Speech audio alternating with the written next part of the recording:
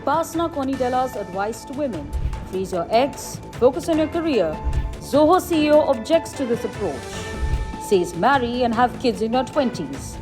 But what does human anatomy tell us?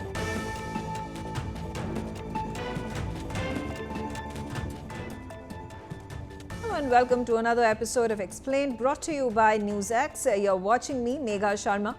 And let's pick up this controversial subject that has raised eyebrows. Upasana Konidela is once again in the spotlight. She recently sparked debate online after sharing career and marriage advice at IIT Hyderabad with students, drawing contrasting views from Sridhar Vembu, who's the former CEO of Zoho.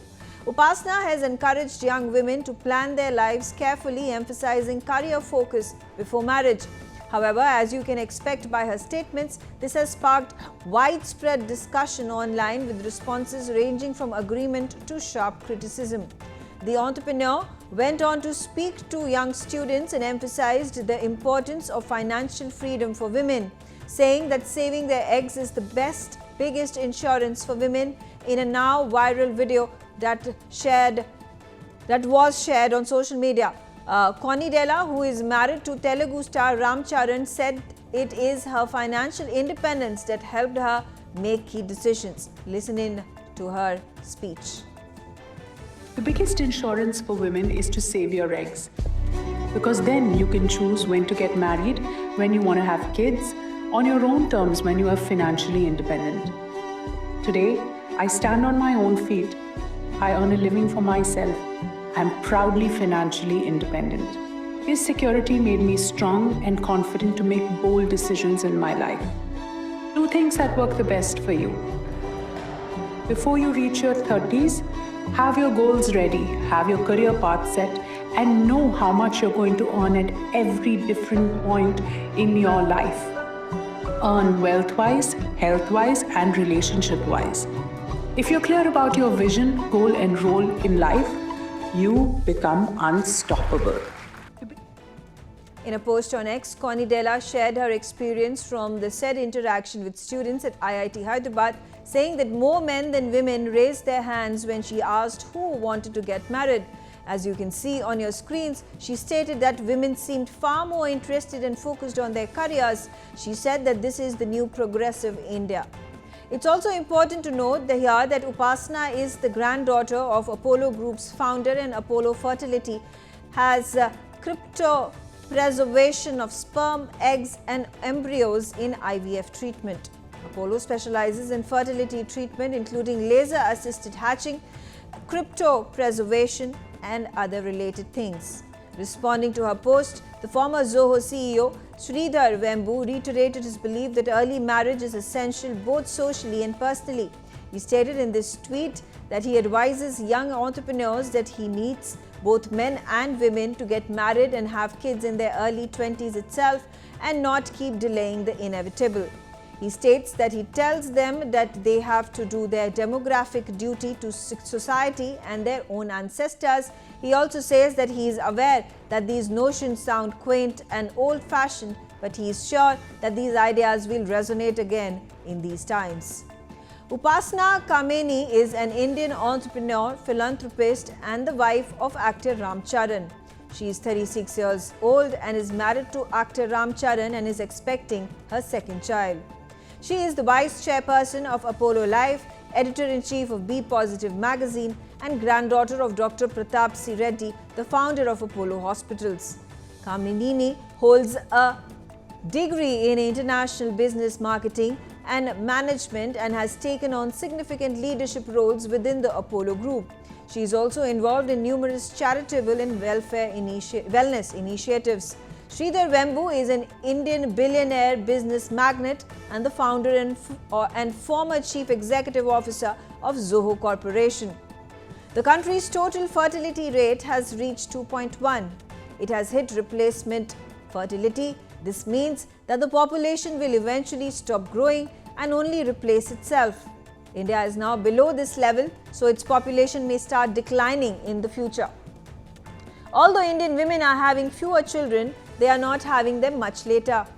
In the last 20 years, the age at first childbirth has increased by less than 2 years. Today, the median Indian woman has her first child at just over 21, which closely follows the age of marriage. Let's actually compare the average childbearing age of women in India to other countries. As you can see on your screens, India stands at 21. The same for other countries including South Korea is 33.42, 32.93 for Hong Kong, 32.85 for San Marino. In Ireland, it is 32.70 and in Spain, it's 32.54. These figures highlight delayed first births in affluent nations, driving TFRs, which is total fertility rate, below 1.5, far under replacement 2.1, fueling rapid aging, labour shortages and economic pressures, while India's early childbearing sustains higher fertility amid development shifts. UN projections warn that by 2050, over 55 high-income countries will face population declines, shrinking working age groups by up to 20% and straining pensions. Conversely, India's median age of 29 offers 33-year demographic dividend window, potentially lifting global GDP shares to 16% if education and jobs align. While India continues to be the most populous country with an estimated 1.46 billion people in 2025, the country's total fertility rate has fallen below 1.9, which is below the replacement level of 2.1, according to a report by the United Nations Population Fund released on Tuesday. As per the 2021 Sample Registration System report, the country's TFR is 2.0 children per woman, meaning that on an average, a woman would be expected to have 2 children during her childbearing years, typically 15 to 49 years of age. This figure was 2.3 in 2014. The study looked at how common early marriage before 18 years and early childhood, first birth by 18, are across 707 districts in India. Early motherhood also fell sharply. First births by age 18 went down from 34.3% in older surveys to just 8.2% as per the latest NFHS. Key risk factors for early marriage and motherhood are no education, poverty, little exposure to mass media, and being from certain social groups. Certain regions, for example in areas like central and eastern India, have more cases of early marriage and motherhood. India's birth rate for 2024 was 16.75, a 3.74% increase from 2023. India's birth rate, which is the number of live births per thousand people, stood at 18.4 in 2023, down from 21.4 in 2013 and a dramatic fall from 36.9 in 1971. This decline reflects family planning, adoption, rising education levels and urbanization. Rural versus urban. Rural India recorded a higher rate of 20.3, while urban areas saw a sharper dip to 14.9. State variations. Bihar topped the list with the highest birth rate at 25.8, while the Andaman and Nicobar Islands had the lowest at 10.1. Egg freezing is the process of extracting eggs from the ovaries to preserve them so that they can be used to try and become pregnant at a later stage. Egg freezing, scientifically called oocyte cryopreservation, is a process in which a woman or person with ovaries, eggs, oocytes are extracted, frozen and stored.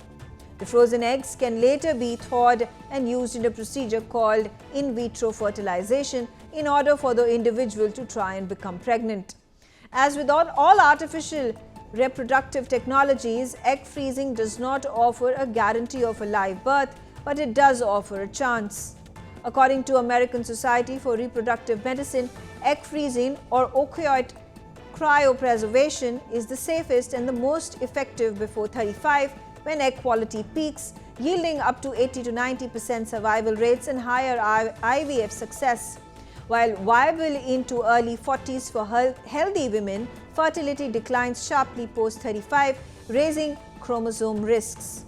Celebrities like Celine Dion and Emma Roberts successfully birthed children years later, underscoring timely preservation's value. Let's take a look at some prominent real-life examples of egg freezing. Starting off with Priyanka Chopra, she has openly spoken about freezing her eggs in her early 30s. Later, she had welcomed her daughter Malti Marie via surrogacy in 2020. She has credited egg freezing for reducing pressure and giving her reproductive choices. Another prominent example is Ekta Kapoor, a television producer. She decided to freeze her eggs at the age of 36. Ekta later welcomed her son Ravi Kapoor, born on January 27, 2019 via surrogacy. Kapoor used her own eggs and IVF to have her son. This procedure is wallet heavy. A single cycle of egg freezing, which includes medications, scans and the egg retrieval process, typically costs between 1 lakh to 1.2 lakh. Annual storage charges usually range from 10,000 to 25,000, and if a woman chooses to use her eggs later through IVF, that may cost another 1.5 to 2.5 lakh per cycle. Some clinics like hers offer bundled packages that include storage for a few years. Whether a woman wants to get married or conceive in her 20s or focus on her career is a personal choice. But what does human anatomy tell us? This question is important to address because egg freezing was introduced in India in 2005 with a successful birth from a frozen egg in 2009. This medical procedure is still in its evolving stage. Dr. Renu Mishra, who is the director, Kamna Fertility and IVF, is on the show with me to shed more light into this phenomenon of egg freezing and how viable a procedure it is. Talking about how women are resorting to the procedure of egg freezing to free themselves from the biological clock that continues to tick, sometimes also stopping them from peaking in their careers as well. At this point of time, with the egg freezing facility that was launched in 2005 and it is 2025, are there more and more women in our country that are adopting this procedure? Well, certainly more and more women are adopting as awareness is growing, although it is still in urban areas where people are more aware and who are more tech savvy are using this procedure. So it's still, I would say, a very small percentage of people who are doing it, but the awareness is growing by the day. There's no doubt about it. If you could give us figures in percentage, you talked about how the urban population and women in urban areas are more attuned to these technologies that are at this time present, which of course are evolving the way women can embrace motherhood. What percentage of women in the urban areas and in total across the country are adopting or have adopted this procedure? It's very difficult to give a percentage because nobody, our national board or any, we don't have any figures, any statistics. We've just formed a national board now for IVF or ART, the artificial reproductive techniques. So we still don't have figures. Talking about women's autonomy, how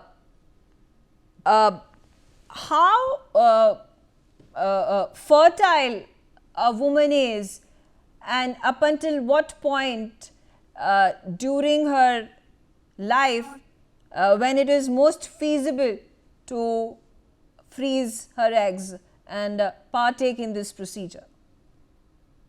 If I tell you, you will be surprised. Maybe you will be shocked actually. If you look at the egg reserve, what we have figures, then the peak fertility is till 25. By the age 30, you have lost almost 80% of your eggs. So I would say peak fertility is till 25 because the number of eggs are good, and not just the number is good, the quality is also good when you are young. And like when like our parents or grandparents, forget about even like my mother or that age group women, they actually finish their childbearing by the age of 30, which is the best time to procreate, or the most fertile period in a woman's life. But of course, as we all know, a lot of us are now career oriented. We want to be professionals. We spend time studying. So it's not possible. In fact, nowadays, Girls are getting married at 35, and even at 35, they're not planning pregnancy. They still are waiting for 3 years, 4 years, 5 years to plan a pregnancy when they hardly have very few eggs left. What is the success rate of a woman conceiving through IVF after freezing her eggs? It depends on the age when she froze her eggs. So basically, in a way, you can defy biological clock by freezing it, but you still can't, because the outcome or the chances that you have a live birth will still depend on the age when you froze your eggs. So if you can do it in your late 20s or early 30s, then that is the best chance. Like if you by 30, if you have frozen your eggs, then there is a 95% probability that you will have a live birth. The same will go down to about 70% if you're 35. In fact, this 70% is also Western figure. For us, it will probably be lower. By the time you're 40, if you freeze eggs, there's hardly 10-20% chance. You know why I'm saying these are Western figures? Because we also know there is quite a lot of literature coming from the West, from UK, from Spain, that at the same age, Indian ovaries have lower reserve. So our ovaries, on an average, pack off about 4 to 5 years earlier than the Caucasians. That is maybe partly genetic, partly environmental, partly lifestyle, very difficult to say. But it is a fact that even in IVF, when you compare Indian women to, let's say, British or Spanish, they have a higher pregnancy and live birth rate than we have. So when they say, if you look at Western literature and you ask the same question, well, what is the best time to freeze your eggs? So you will usually find figures like 32 to 36. In fact, they call it the sweet spot, that's the time to freeze.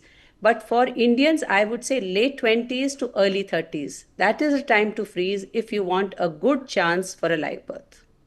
Dr. Renu Mishra, thank you very much for joining us on the show and sharing your insights. Thank you. On that note, I slip into a short break. Thanks for watching. Upasana Konidela's advice to women: freeze your eggs, focus on your career. Zoho CEO objects to this approach. Says marry and have kids in your 20s. But what does human anatomy tell us?